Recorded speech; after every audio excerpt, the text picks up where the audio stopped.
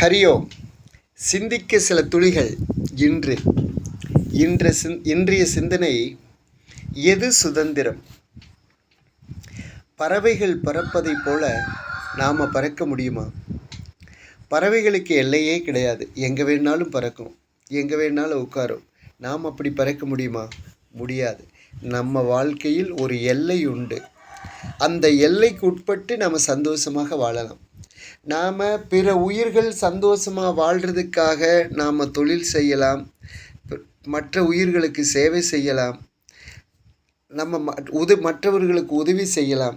இப்படி எதை வேண்டுனாலும் செய்யணும்னு ஒரு விதிமுறைகள் இருக்குது. ஆனால் இதெல்லாம் விரும்பினா செய்யலாம், விரும்பலைன்னா விட்டுடலாம். அது நம்மளுடைய உரிமை. இது நல்லது, இது கெட்டதுன்னு பெரியவங்க சொல்லி வச்சுருக்காங்க. இந்த வழியில் போனால் நீ நிம்மதியாக இருப்ப, சந்தோஷமாக இருப்ப. இந்த வழியில் போனால் நீ தவறு செய்கிற, பின்னாடி தண்டனை அனுபவிப்ப அப்படின்னு பல விஷயங்கள் சொல்லி வச்சுருக்காங்க.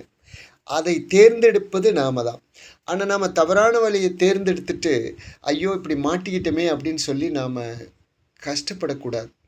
உதாரணத்துக்கு, ஒரு எலியை ஒரு கூண்டுக்குள்ளே பிடிச்சி கொண்டு வந்து வச்சு அது விரும்பி சாப்பிட்ற நிலக்கடலை, தேங்காய் பருப்பு, நல்ல தண்ணி இதெல்லாம் உள்ளே வச்சு பாருங்களேன்.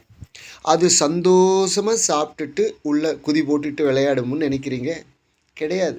அந்த கேட்டை திறந்து வச்சு பாருங்கள், குதிச்சு ஓடி போயிடும் காட்டுக்குள்ளே. காட்டில் கடலைப்பருப்பு கிடைக்காது, தேங்காய்க்கு அது சாப்பிட முடியாது, கிடைக்காது.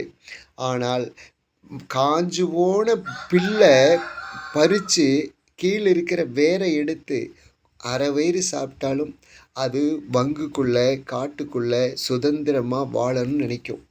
அப்படி அந்த நாலறிவு படைத்த அந்த சின்ன விலங்கே சுதந்திரமாக வாழணும்னு நினைக்கும்போது, மனிதர்களான நாம் ஏன் ஒவ்வொரு விஷயத்தில் அடிமையாக இருக்கணும்? நம்ம சில பேர் பணத்துக்கு அடிமை.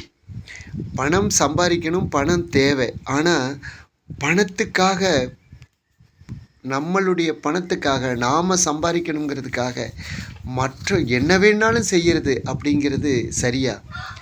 நமக்கு 10 ரூபா லாபம் வருது, ஆனால் பிறருக்கு 100 ரூபா நஷ்டமாகுது அப்படின்னா அந்த காரியத்தை செய்யலாமா?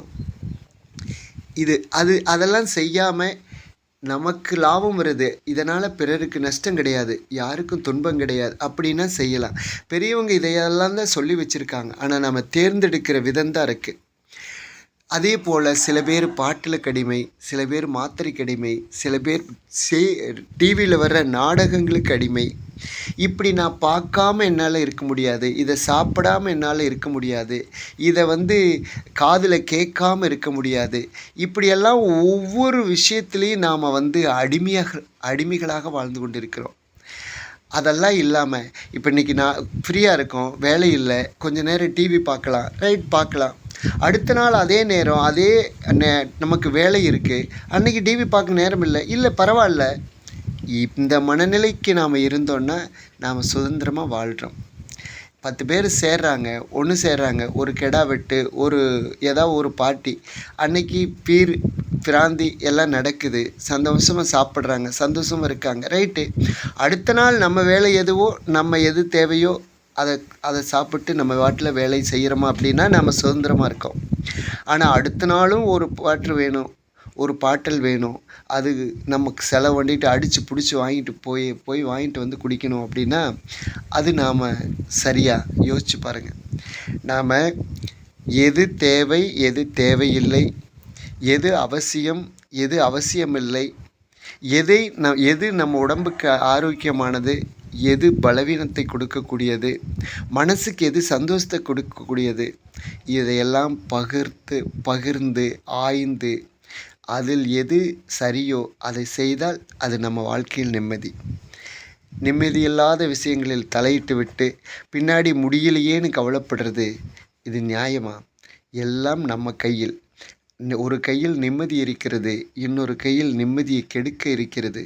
எது வேண்டுமோ அதை நாம் பயன்படுத்தலாம். நன்றி, வணக்கம்.